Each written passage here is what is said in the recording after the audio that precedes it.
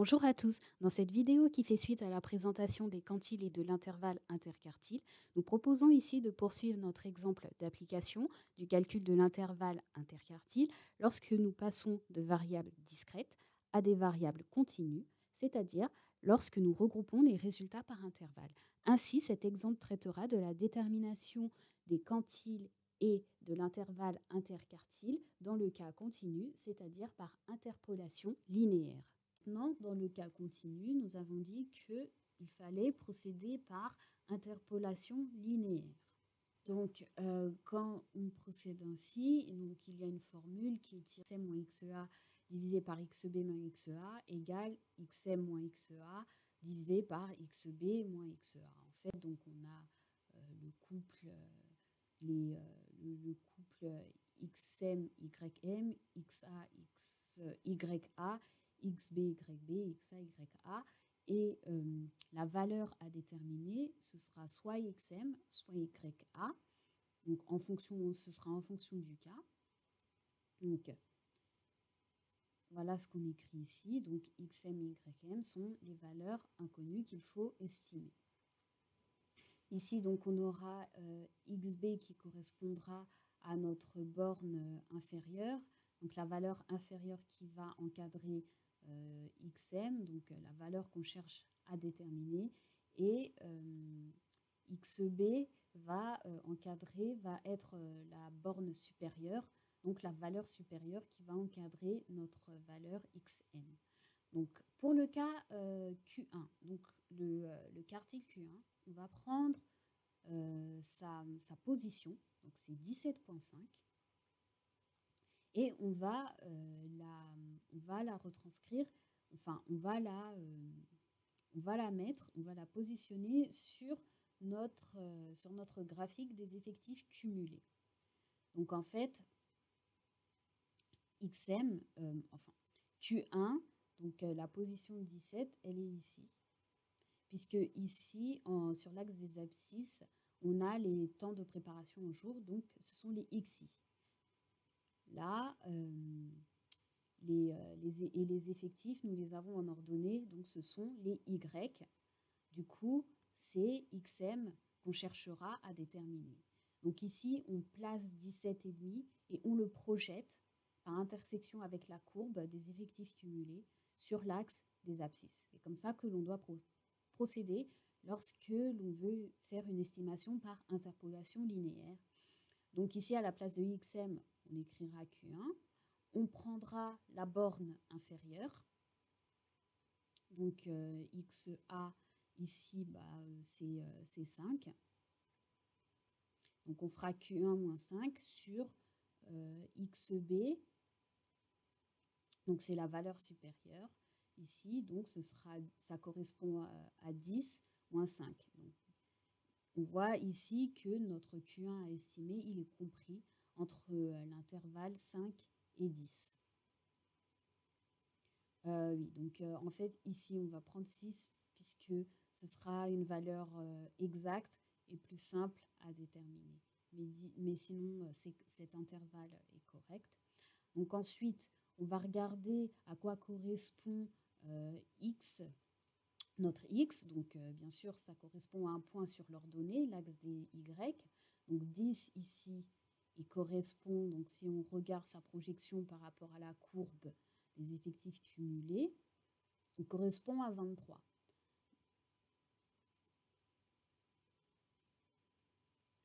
Ensuite, 23, voilà, qui correspond ici à la valeur 10.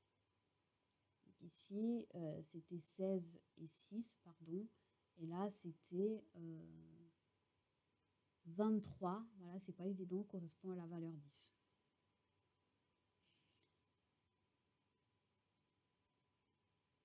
Et évidemment, le Q1 qu'on cherche à déterminer correspond à la valeur 17,5 sur l'axe des ordonnées.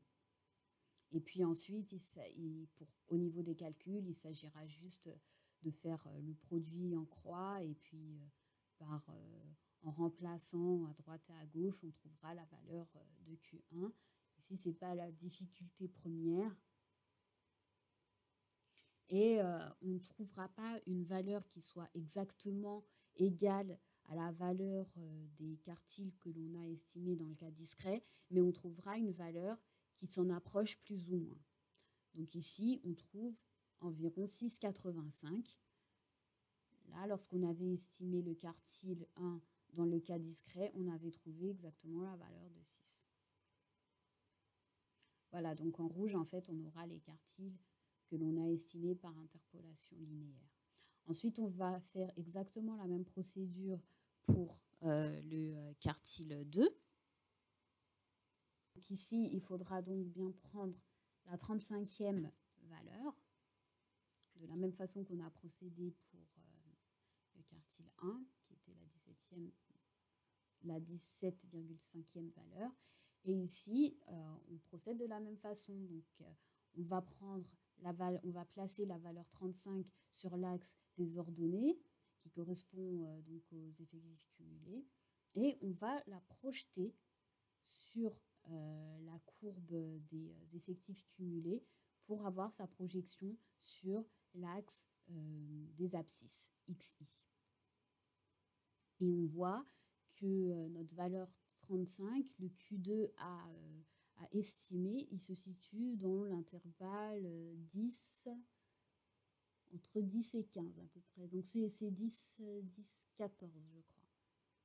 Alors on va prendre donc la valeur 10, qui est sa borne inférieure, que l'on voit ici.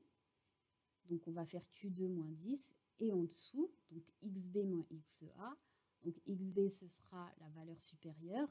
Donc ici, on voit qu'on est après 15, donc ce sera 14, moins la valeur inférieure, XA, qui est 10.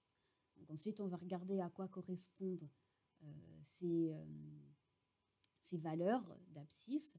Donc on va chercher à trouver leur ordonnée. Donc Q2, on le sait, c'est 35. 10, c'est 23.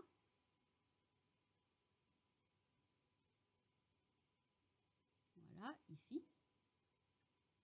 Et pour 14, on regarde XI, puisque ce sont sur l'axe des abscisses, donc XI c'est 14, 14 correspond à 43. Donc on aura 35 moins 23 divisé par 43 moins 23. Et ensuite, de la même façon qu'on a procédé pour le quartile 1, par produit en croix et jeu de remplacement de nos variables, on va pouvoir estimer que Q2 sera égal à... ça fera donc 4 fois 0,6 plus 10. Donc ça fera 12,4.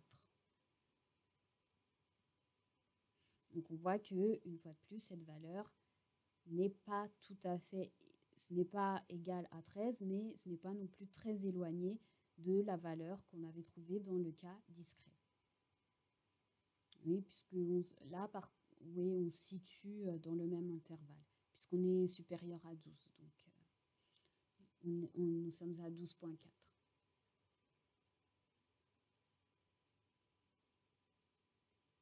Et enfin, on va procéder de la même façon pour le dernier quartile.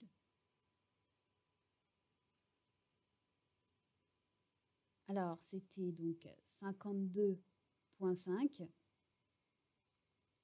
Ici, nous allons placer notre point 52,5 sur l'axe des ordonnées, le projeter sur la courbe des effectifs cumulés pour avoir sa projection sur l'axe des abscisses, donc les X. Et ici, on voit qu'à peu près, Q3 va se situer dans l'intervalle 15 ou 14, 20. Donc, en borne inférieure, nous prendrons donc 14, donc Q3 moins 14, divisé par la valeur de la borne supérieure. Donc, ici, on prendra exactement 20, puisque ensuite, on retrouvera 20 ici facilement dans le tableau des valeurs des XI. Voilà, donc on aura Q3 moins 14 divisé par 20 moins 14. Donc ici, Q3, on sait déjà que c'est 52,5. Ensuite, 14, donc la valeur xi 14 correspond à un effectif cumulé de 43. Donc ici, on mettra 43. Ensuite, on regarde 20. La valeur xi égale 20 correspond à quel y? 59. Et 14, 43 de la même façon. Donc, on aura 52,5 moins 43 divisé par 59 moins 43. Voilà, donc ici, on a trouvé un arrondi de 0,6.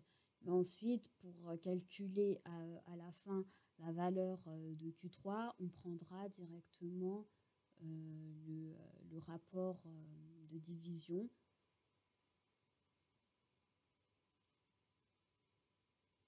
Donc, 9,5 divisé par 16 pour avoir un chiffre un peu plus précis puisqu'on procède déjà par interpolation linéaire et ensuite par arrondi. Donc, voilà, et on trouve 17,56. Donc ici, Q3 était égal à 16. Donc là, dans ce cas-là aussi, on est proche, on est assez proche de la valeur estimée dans le cas discret, mais une fois de plus, c'est une estimation par interpolation linéaire. Et aussi, il faut savoir que plus on prendra un intervalle qui sera petit, donc rapproché autour de notre valeur à estimer, et plus la valeur qu'on trouvera sera précise. Et ici, on précise bien la valeur non arrondie de ce rapport-là qui est de 0,59 375. Voilà, donc c'était tout pour l'estimation de nos quartiles dans un cas continu en utilisant l'interpolation linéaire. Donc c'était des calculs assez fastidieux, mais c'est la procédure que l'on doit utiliser lorsqu'on est en présence d'un cas continu et que l'on doit déterminer les quartiles et ensuite l'intervalle interquartile. Voilà, donc c'était tout pour cette vidéo. C'était tout pour la série des mesures de dispersion. Donc nous avons terminé avec la variance Lécartype, l'indice de dispersion et l'intervalle interquartile. Donc dans les prochaines vidéos, nous verrons enfin la régression linéaire simple et la régression linéaire multiple. Merci de nous avoir regardés. À très bientôt.